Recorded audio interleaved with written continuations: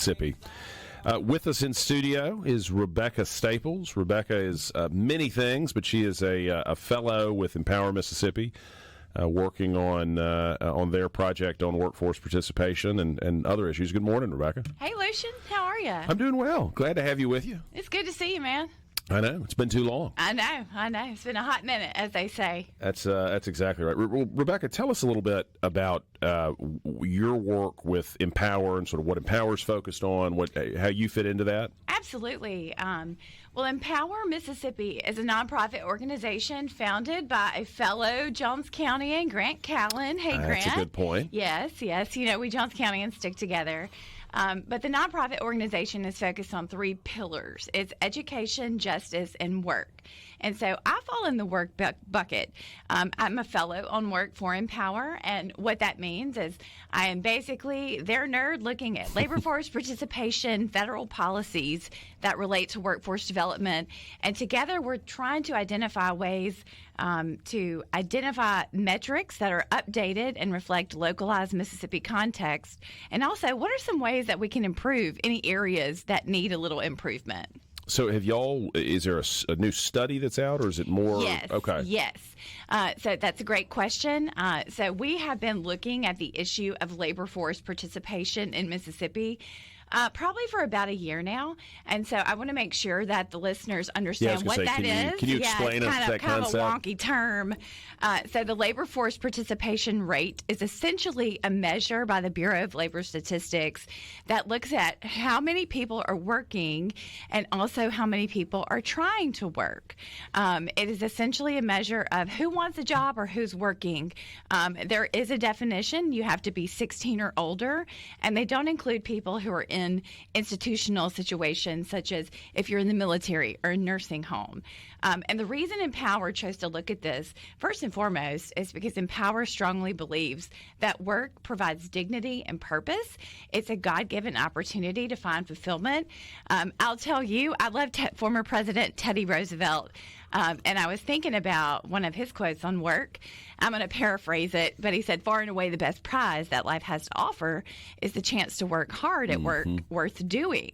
And so with that context, we decided to look at labor force in Mississippi. One of the reasons for that is historically, since the Bureau of Labor Statistics has been collecting this data, we've always been sort of behind the pack. So we wanted to dive in deep to say, what's happening? Is this the right data that we should be measuring to capture what's going on in our economy, and then where are ways we can improve? So last year, we issued a report that was essentially a baseline of findings. What is the labor force rate? How do we compare to a national average? And then when we look at like a demographic breakdown, what are some trends we're seeing as it relates to education, race, gender, and age? That makes sense. So that was our baseline. So it's just so I understand for the listeners, one of the reasons this might be important is because you might have a low unemployment rate, but then that's because a whole lot of people are discouraged workers who aren't out there looking for work anymore. That's right. And I want to say that's a great point. So that was one reason we kind of scratched our head because, I want to give a shout out to the conservative policies with our state leaders. I mean, it seems like every day I wake up, there's a brand new economic development announcement. So record capital investment, record low unemployment. So why are we still kind of grappling with the labor force rate that kind of lags the nation? But I'm very happy to say that I think because of some of these conservative policies, since our first report was issued last year, we have actually seen Mississippi has seen its labor force participation rate increase over a percentage point. Oh, wow. So, yeah, that's actually really significant. So just for the listeners' perspective, we had been trending downward, and now we've gone back to 2022 levels after about 8 months of steady increase. And so just a rule of thumb, a lot of economists consider 2 quarters of activity. So whether it's growth or decreases, that's a trend. And so I think this is just a signal that our economy is healthy and growing, and we're seeing that in the labor force rate as well. And are these people, so these are folks who maybe were not looking for work, who've sort of come in off the bench and said, I'm going to try to find a job now? So actually, they came out with the most recent numbers. When we published the report last month, we didn't have data except till November. Now we have December. You see both more people in the labor force. You have a few thousand more unemployed, but more workers as well. Okay. So just function of math, you're seeing the rate increase. But I don't want to overload with data because, we could talk about this all day, but we did identify a few recommendations in the report. I think first and foremost, Empower Mississippi believes in removing barriers. And so common sense, we support removing the tax on work. Absolutely are grateful for leaders like Governor Reeves, Speaker White, Chairman Lamar for their leadership. We don't think, it's punitive to tax economic activity like working. And to paraphrase, Ronald Reagan, if you want more of something, tax it less. So that's our number one recommendation in our report. Is to eliminate the income tax. To eliminate the income tax on work. Beyond that, though, and I'm sorry, I'm kind of eating this mic. Hey, it's good. Yeah. We really kind of looked at what did we find in our first report and how can we target either barriers we know that have historic barriers to employment or populations with specialized skills. So you can stop me whenever you want to. I'll just kind of launch into a few if that's helpful. Please. Well, one of the main things that we noticed in our first report is that the largest decline in working behavior was among our youth, age 16 to 19. Really? And so when you look at that, you think, is that a problem or not? And we decide it is because data shows that if you have an early work experience, even after 25 and 30 years, there are multiple surveys and research analysts that have shown longitudinal studies that 30 years later, even working at a fast food establishment a couple hours a week in high school tends to demonstrate itself in higher labor force participation rates and higher earnings relative to your peers. Because you're sort of learning that work ethic when you're young. That's right. And another factor, and I'm fascinated by this, is that going alongside that, we've also found multiple studies that show that character development is a developed trait. It's not inherent. And so when you're in these situations where you're interfacing a lot of times with the public, you have to be adaptable, you have to be relatable, you have to learn to communicate. So it's almost those social skills that are paying dividends in the long term. So we're seeing fewer people in that kind of late teenage demographic. That's right. That's right. And so I worry about the long-term impact of that. Are we losing a culture of work? I don't think we are, but I think, as we look at where labor force rates are, where the population trends are for that youth area, we have to be really targeted. And so one of our recommendations is, again, it's just based on data. And I think it's really simple. It's called the success sequence. So you might have heard about it. It's three simple steps. It's a formula advanced by the Brookings Institution. 3 things: graduate high school, wait till you're married to have kids, and get a job. These are good common sense advice that a lot of people aren't following. That's right. I hear my dad in my head when I think about this. But there's some extraordinary correlation with not being in poverty, right? If you do these 3 things. If you can achieve these 3 things, you've got about a 2% chance of remaining in poverty if that's where you began, and a 75% chance of upward mobility, which the Brookings Institution, this particular study, they define that as earning $55,000 or more. Wow. And so, we think, how do we instill these values into children? And absolutely, that is the role of the parent. But at the end of the day, does the state have a role in this? Does it have an interest? And with the success of the career coaching program at the Office of Workforce Development, we think policymakers ought to give it some consideration to incorporate that, 3 simple steps. Do you think, did the report identify, or do you have a sense, just as a really smart person in the space, why fewer people 16 to 19 are going to work now? So I don't know. I can't say for certain what the contributing factors are. I will tell you what we're seeing across the board are transformational changes in human behavior post-COVID. After the pandemic, you not only saw, a rise in mental health issues among youth, you saw it with adults as well, but with that youth population, it's a little bit more sensitive and vulnerable, and so that definitely plays an impact. One of the reasons I mentioned that, though, is that what I thought was interesting with the success sequence, we've also found where for every step you complete, respondents of a survey of those who participated in the success sequence reported less mental distress. So we think it has positive impact on your mental health as well. Well, we're running into a hard break here. You got time to stick with us for the long? Absolutely. Wonderful. Y'all, this is Lucian Smith here on the Gallo Radio Show on SuperTalk, Mississippi. Stick with us for more with Rebecca Staples after this. Still with us in studio is Rebecca Staples with Empower Mississippi, talking a little bit about their work on the labor force participation rate. How do we get more people out there looking for jobs and working, which at the end of the day is good for them, is good for society, it's good for the revenue that the state takes in and what it's able to do with it, and everybody benefits from folks being out there. What all? I know you were starting to talk about some recommendations. Obviously, removing the tax on work would be one of them. What are some of the other ways you all have thought of that would help increase the number of people who are in our workforce? Okay, well, back again, we're looking at information and data from our first study to say what are some areas where we think we could really move the needle if things were to change. And in fact, that's the name of our second report, Moving the Needle. So it kind of gives you that background.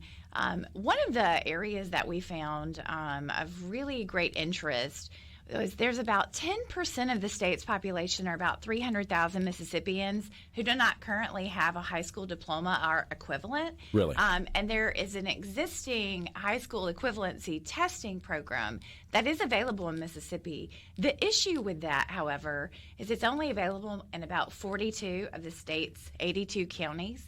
And so if we're able to expand testing and increase that credential attainment, we think it's really going to move the needle for that population. Let me give you a little bit of glimpse on the metrics for those individuals right now.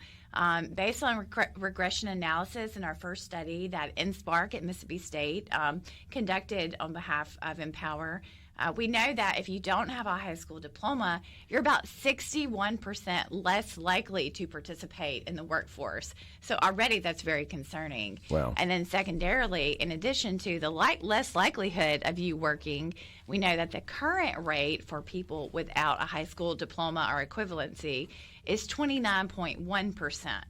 And so the state average is about 55.3%. So we think if we can help those individuals have access to more testing, they can earn that credential that's going to lead to more employability in the workforce. So one of the questions that just came in from Bubba in Starkville on the C Spire text line, and if you want to be part of the conversation, send us a text at 601-879-4395, is how many of the people who don't have a high school degree or an equivalent might have some sort of special need or other impairment that made that impossible, as opposed to being a function of sloth or just bad choices. So I don't know specifically with that population, but Bubba, that's a great question, because disability status is something that we're looking at.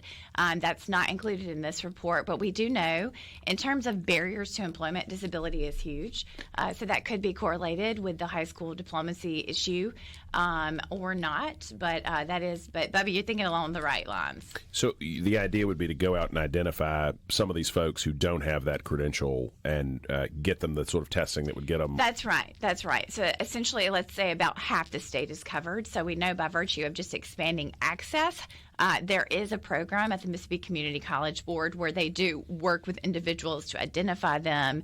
I believe this is a known population where they would be able to, if they have more test sites, provide more opportunities. And in fact, some of the feedback we got from our first study was that this is a barrier for some individuals when they don't have an opportunity, even if it's not a high school equivalency test, but a regulatory licensing exam. If you don't have those opportunities to earn the credential, well, that's a barrier that ought to be removed. That's something. And would that be, I mean, the sort of testing we're talking about, what I would think of as a GED? I mean, is that... That's right. That's one component. That's right. Okay. So that's an offering. So it's thought of HSC is the broader category. But again, in our first study, we found that education is the number one predictor of labor force participation. That's something you'll hear Lieutenant Governor Hosemann talk about consistently. I think he's exactly right. So if we can expand that testing, we think we can really move the needle. Have y'all identified other things that the state ought to be looking at? Yeah, absolutely. So I'll stay a little bit with the education stream of thought. We believe and empower very firmly in freedom of choice. But in sticking with education and in youth, we've seen some examples in other states. I'll use Texas as an example, where universities will demonstrate on the front end, if you were to enroll in, this Texas university and seek a bachelor's in French. So that's my bachelor's degree. I'll pick on the liberal arts majors out there. But they will tell you, based on their data, in 1 year, 3 years, and 5 years post-graduation, what your projected earnings will be, what is the job market. Wow. And so you've got that information on the front end to make an informed decision. So we think that's a really interesting. That is smart. Yeah, that could be considered. Especially if you start talking about, if you get into the student loan context. Oh, absolutely. And then you can make like we said, informed decision based on, an ROI sort of calculus. Right. Don't go take $150,000 of debt to make $30,000 a year. Right. And if you do, then bless your heart, Right. Bless your heart's a nice way to put it. But and look, we were talking earlier about changes in the landscape post-COVID. One of those things we've seen is like population shifts. So in Mississippi, we think about rurality. We think about, sort of having a lower population nationwide. But I think that is going to be a huge asset for us, not only with brain drain, but as we look at labor force participation. So I've been really interested in remote work. If you look at the rise in remote work, employers across the country are saying, let's find a way that's effective without sacrificing value.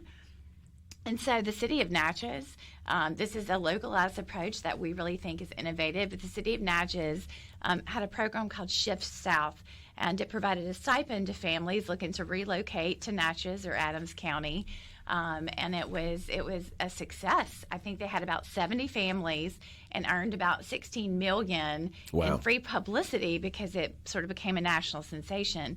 That's the kind of localized approach that we think cities, counties, communities, the state, or even regions could develop. Because I will say we think that this is not a one-size-fits-all approach. And so if behaviors of migration are changing and folks want to go to places that are rural but have broadband access, have low taxes, have a pro-growth environment and economy, well, we think Mississippi is really well positioned. I completely agree. I think Mississippi's got a huge opportunity there because, you think about people who thought they had to live in New York City to do certain jobs, spending $3,000 a month for a 1,000-square-foot apartment.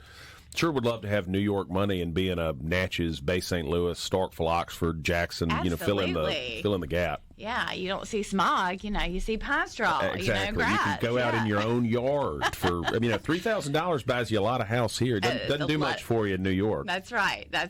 So, but that's interesting. Yeah. One question I'm seeing on the C Spire text line that I also have is, how much is our workforce participation rate in Mississippi negatively affected by different federal, what people would put under kind of a welfare umbrella, the sort of various payments coming from the government? So that is an excellent question. That is something, I'll kind of give it a wonky phrase, benefits cliffs.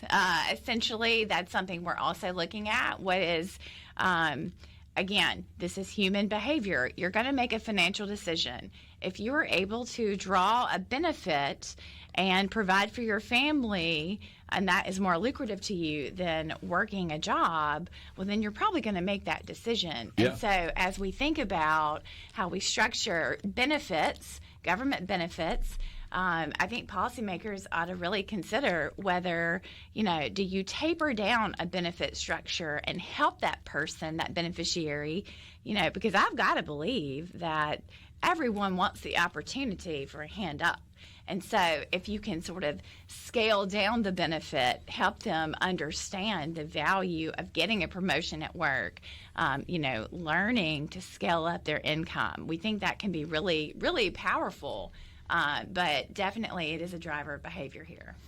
As you look towards this legislative session, are there, other than the potential reduction in the tax on labor, which clearly there is a major push for, I think we'll see some sort of shift in our tax structure this session, but are there other things you all specifically have identified as policy priorities for this session? Absolutely. So we talked of the success sequence earlier. I know there is legislation out there. We hope to see it get traction. There are several education bills out there related to school choice, empowering parents, and now I do focus on Work for Empower, but I know those are out there, and like I said earlier, we think education, based on our findings, number one predictor of labor force participation. I'll also note that, as I mentioned earlier, Empower also focuses on justice. And so part of our recommendations in this report is another pathway for a former convict to find employment. We know about 95% of folks in prison will eventually be released. So, when we look at nonviolent offenders, how can we help them get back into the workforce, increase their self-fulfillment and reduce recidivism? So we're looking at that as well. We're almost out of time, Rebecca, but any final thoughts, and where can people go to learn more about the report? Okay, yes, empowerms.org. We'd love for you to visit the website, and if you have any feedback, questions, want to hit us up, email us at research@empowerms.org. Well, we've had with us Rebecca Staples with Empower Mississippi, my old colleague in the Barber campaign and in the Barber administration. So That's it's great right. to have you with me. Lucian, I've known you since I was 17. We're I know old friends. when you were hard working back in 03. Y'all, this is Lucian Smith here on the Gallo Radio Show on SuperTalk Mississippi. Stick with us for more after this.